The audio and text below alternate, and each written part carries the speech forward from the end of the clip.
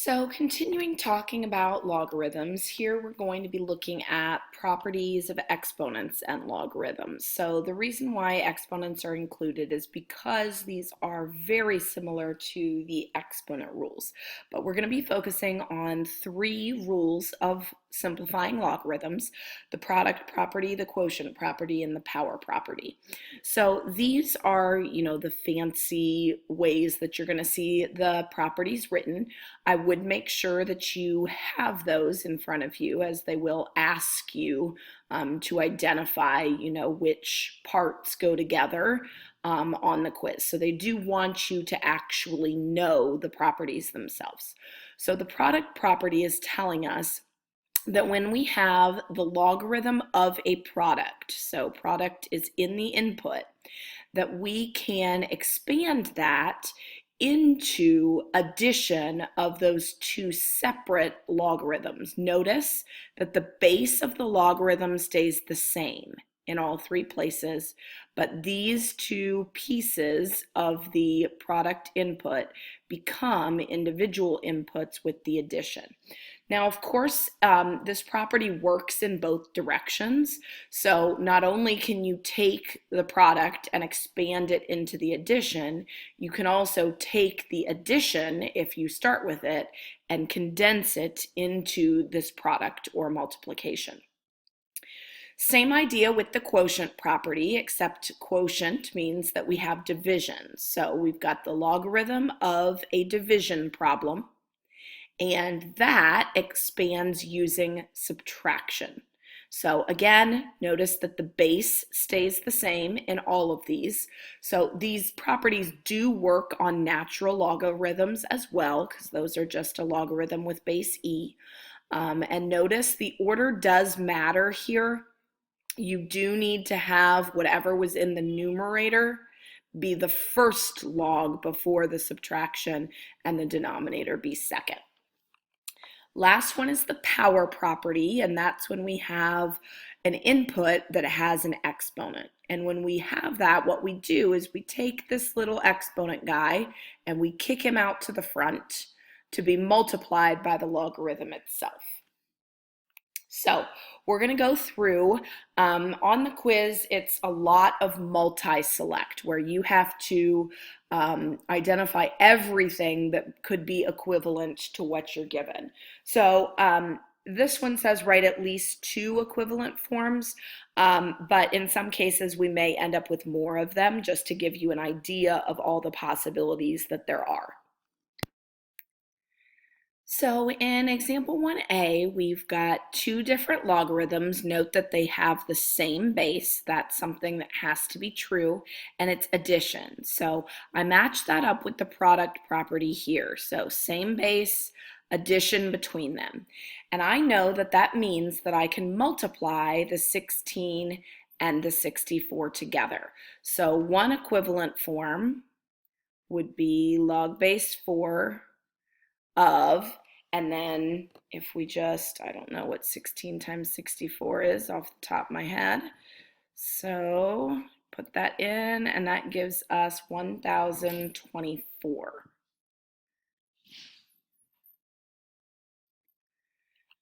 Now, because we also need additional equivalent forms, I want to show you that that's not the only way that we can do these, because each of these has an equivalent form itself.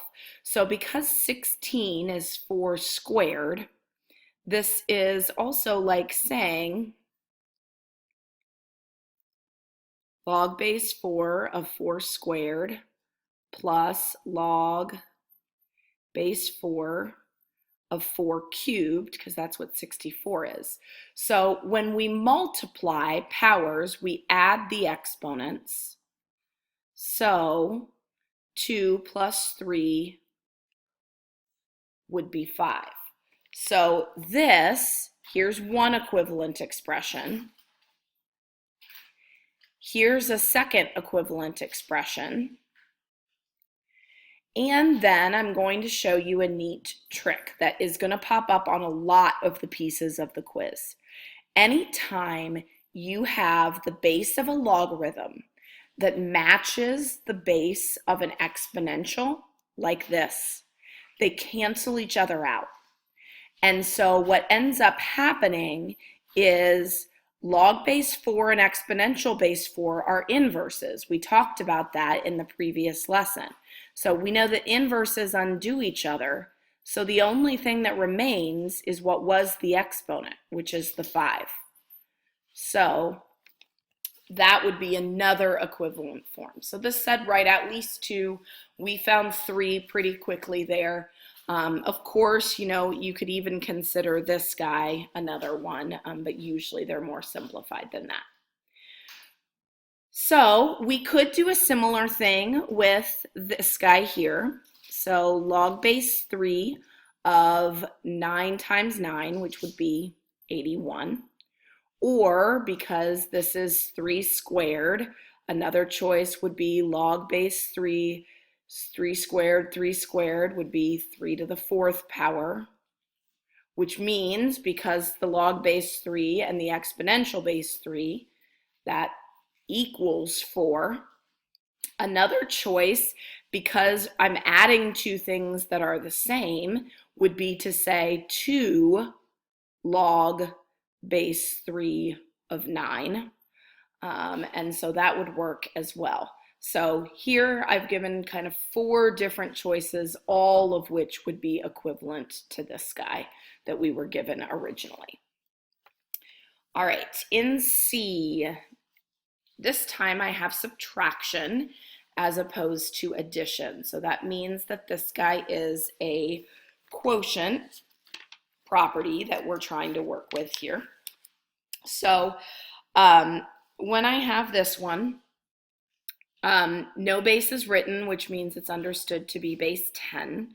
And so log base 10, which I don't have to write, of numerator over, this one would be the denominator. Now, we probably wouldn't leave it like that, so that would give us log of 1/5. You could also have this written instead as log of 2 plus the log of 1/10. These are the same because remember that multiplying by the reciprocal is the same as division. So I point this one out because I know for a fact that they use this strategy on the quiz, so be on the lookout for that, just trying to find equivalent forms. We also could see that another equivalent form would be that because this is log base 10 and the input is 10, that should simplify to just the exponent. And when no exponent is written, it's understood to be a 1. So this would be log of 2 minus 1, because we could simplify that guy as well. So again, 1, 2, 3, 4 different choices that we've given. This one, we can't simplify to just a number like we could with the 5 and, the 4 here. I forgot to, put answers around these, but we had 4 different answers here. Here we end up with 3. All right. Last one, natural log of e to the 7th power. So this one is an illustration of the power property because I've got a log of a power. So when I do that, I'm going to kick the power out in front. So 7 times natural log of e. And sometimes that might be all you can do. But in this case, very similar to what I just did with the log of 10, because the base here is e, and the base of the exponential is also e, those cancel each other out. And so then I just end up with 7 times 1, which is 7. So I kind of crossed that out, but that was one possible answer. So those are my at least two equivalent forms there. All right, example 2, simplify. So in this next one, I want to illustrate something that's super important, that because anything to the 0 power is 1, any log whose input is 1 is equivalent to 0. So in this case, I don't really even care about this because this is multiplication and this is 0. 0 times anything is 0. Now, if you want to practice using the rules, log base 8, I could rewrite 64 as 8 squared. And so these cancel and that becomes a 2. But 0 times 2 is still 0. So this is simplest form here. Then you're going to have some that have some variables in them. So I just wanted to give you an idea of how to fully simplify when you've got variables. So first thing that I want to look at are the power properties. So here I've got a 4 out in front, and here I've got a 4 on the inside. So what I'm going to do is I'm going to kick this 4 back up to the exponent. So I'm using the power property in reverse here. So I've got log of 36 x to the 4th plus, then it would be log of 1 over x to the 4th. Now here, because I've got 2 terms with that, I would want to simplify that as well. And so when I take 1 to the 4th power, it's just 1, x to the 4th power here. Now I'm going to expand using my product property with this term and my quotient with this one. So log of 36 plus log of x to the 4th, and then plus, and then this guy is log of 1 minus log of x to the 4th. Now these aren't like terms, so really that means I can take away the parentheses if I want, since there's nothing that I can do to simplify inside of it. So now I've got a long string of addition and subtraction there. And what I see is that I've got a plus log x to the 4th and a minus log x to the 4th. So those are going to cancel each other out. I know from over here that any log whose input is 1 is 0. So this is just log of 36 plus 0, which is log of 36. And there's nothing else that I can do to simplify that guy because the base does not match the input. So the only simplification I could do is if I were told to use decimals, which I'm not. So that ends our simplification. Again, make sure that you know the actual properties themselves and reach out if you have any questions.